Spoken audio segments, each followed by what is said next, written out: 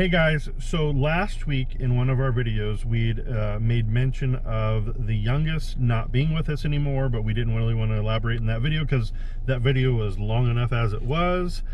We ended up having to break it into a couple parts, and since then we've actually had people reach out to us and say, hey, so what happened to the youngest? You know, when are you going to post that video? So we're doing that video now.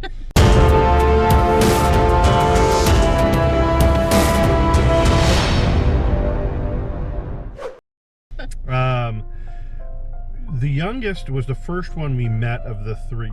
Yes. We did respite for her for about 9 days prior to all of them moving in.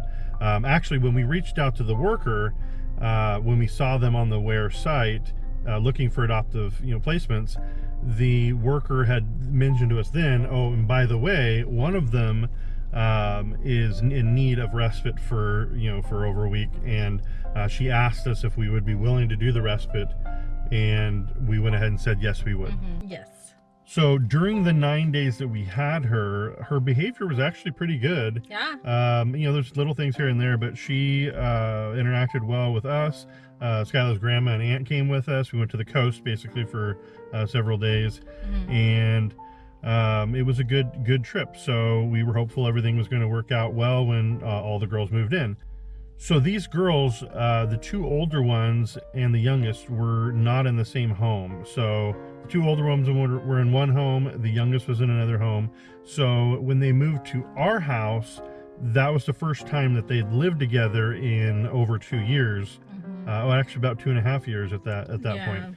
So we didn't know what to expect, how they interact with each other. So we knew that she had some behavioral issues prior to coming to our house. She'd actually been in several foster homes.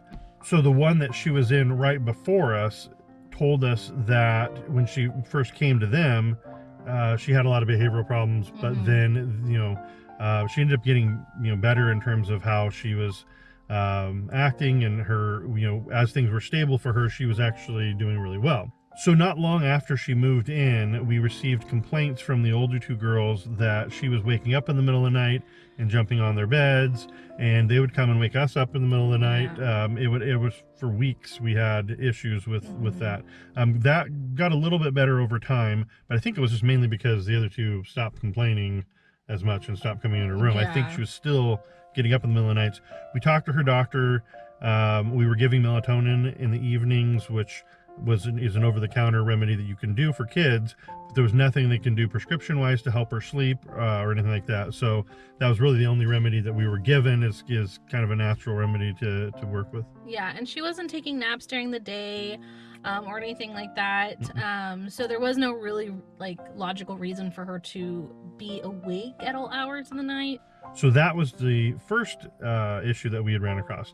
Later, not long after actually that, we started having issues with her being violent towards her sisters, them complaining that she was pulling their hair, slapping, hitting, pushing. We had to take a trip to the ER because she jumped on one of her sister's head and smashed it into the ground, and she was having a headache, at school. So we just to be cautious, we went ahead and took her into the ER and had her checked out. So when we started seeing the issues, we talked to her therapist about it, and her therapist would try and give us advice on how to work with her, which was basically, anytime she was acting out like that, we needed to separate her. Well, it got to the point where we were separating her all the time, and she wasn't with her sisters very much, or playing with them, because anytime we'd turn her head, she would be pulling their hair or slapping them, or having issues like that. And one of the issues that we also ran across was when we did pick the kids up, which was including her, from school. I would walk up and pick them up, and they have to stay behind a line before, while they wait for their parents. And as I would walk up, she would run, but she would run past me or to the other side of the building, and then she would just hug random people, and I'd have to go and chase her and okay, let's not hug this person, you don't know them. And then when we were waiting for the other kids, she would just scream like someone was kidnapping her. Like, she was just screaming bloody murder. Like, and I was just like, everybody's like looking at us, and I'm like trying to calm her down, and she's like, no, starts kicking me. And even when I got all the kids and we're walking to the car and we're all holding hands, she would physically try to like hit one of the other kids. She would hit me, she would kick the kids, she would tell them that she hated them, she would say just bad things. And so it was a struggle to get from the school to the car and get her buckled. And sometimes after she was buckled, she would like kick my seat, she would just scream. And she did not like it when the other kids would be talking in the car. She would just scream at them. So it was kind of these things where it just kind of escalated from there. So also at school, she would get in trouble because she would go to the restroom and end up playing in the restroom and not coming back. Mm-hmm. She would be on the playground playing, and all the kids would come in, and she would tell them no and go run off, and play. So there's teachers chasing her down to bring her back into the school. And she was standing in line for the cafeteria one time, and the oldest was telling me that she was standing there and she turned around and punched one of the other kids in line, and that other kid was older, turned to one of our other foster kiddos and said, if your sister hits me again, I'm going to punch her back. So she told us. There's no teachers that saw that incident, but yeah, so there's a lot of issues that we dealt with her, trying to keep, for months and months and months, trying to keep her under our roof and with her siblings. Yeah, and we worked with the school, we worked with the social worker, we worked with the 2 therapists that we did have. And we also, did as much as we could in the home. So after 8 months, it became a safety issue. So she was seeing therapists twice weekly at this point in the story, and so we were just trying to make sure that she was getting the help that she needed. So as you all know, we were not expecting to have the girls this long without knowing what their permanency status was going to be. So months later, we're still dealing with all these issues. We ended up having a couple of incidences that were very scary with her, where she really hurt, or was attempting to hurt one of her sisters. And we, along the way, we did inform, the caseworker multiple times, and so they were fully aware of what was going on. Yeah, the whole team was aware, but their birth mom, at the FTDM meetings, everybody was told, and the therapists were on those meetings to also help, to explain what was going on. Yep. So we got to the point where we told the caseworker, look, we are not going to be able to care for her anymore. Again, it was after one specific incident where we were not in the room, and it was a scary incident. So we decided that was, we needed to let them know that either she needed to be transferred to another foster home, which is something we had been avoiding for months. I mean, we could have easily told them a few weeks in, when we started noticing the behavioral issues, that that's what we wanted to do, but we didn't want to separate them. We didn't, we wanted it to work. We really tried hard. We had the appropriate people involved, and we really tried to make it work and have her be with us. But after that specific incident, which is personal, I'm not going to share exactly what she did.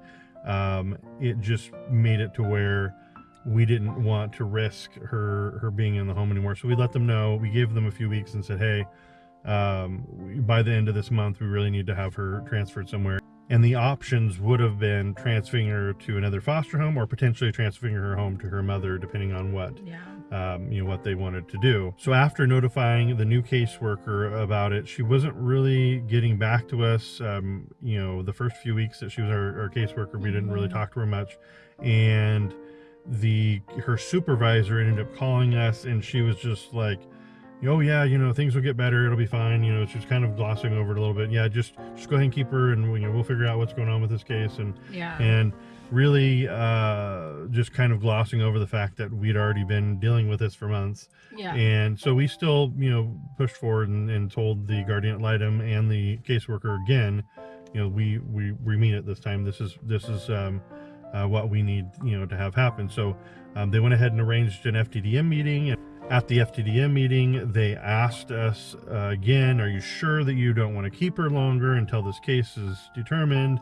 We said, look, this is a dangerous situation. We can't, have her in the situation, because we had to keep her completely separated at that point from the other kids. We couldn't let them go around each other at all, really. I mean, except for, if they're with us at dinner time or whatever, but they just weren't allowed to play with each other, and it wasn't very fun for her to have to be completely separated from all the other kids.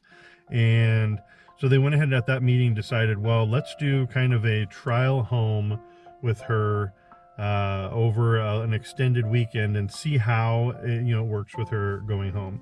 Well, during that weekend is when they made the changes to the social distancing with foster kids, and they stopped requiring the foster kids to go in person to visits and allowed them to switch over to Zoom. And so at that point we said, well, is she going to be coming back to us? And if she is, then we'll keep them separated again. If it's not going to be a good situation for her to be completely over her biological moms yet, but we're still, we just really didn't want her to have to go to another home if the next step would be her mom's house anyways. So we were really trying to help bridge that gap appropriately. And they said, no, don't worry, she's going to stay there. And I asked the caseworker, is this still just a temporary thing? Are we still their foster parent or her foster parents? And she said yes. She goes, you're still her foster parents. She asked if we wanted, or the guardian ad litem wanted us to send all of her belongings, and then the caseworker said, no, don't send all of her belongings because you're still her foster parents. And then the next day we received a letter in the mail that said that it was postmarked back the previous week, stating that as of that date we had our FTDM meeting, that she was no longer in our care. So, which was really bizarre. I'm reading this letter from the state, and it's saying that she hasn't been in our care for days, when I just talked to the caseworker and she said that she was still legally in our care. So I called the caseworker and left her a message. She called me back. She says, oh, I wasn't aware that she wasn't technically in your care anymore. I wasn't aware that the caseworker could not be aware that she's not in our care anymore legally. But that was, it is what it is. And so she is home with her mom right now. The girls get to visit her via the Zoom visits she has with her mom. And so that's where she's at. So in a sense, it's sad that it wasn't working out here, but I'm happy that she didn't have to go to another foster home, that she could actually be with her biological mom and her other siblings that she has there. Okay guys, thanks for watching. Give it a big thumbs up, and we'll see you next time. Bye.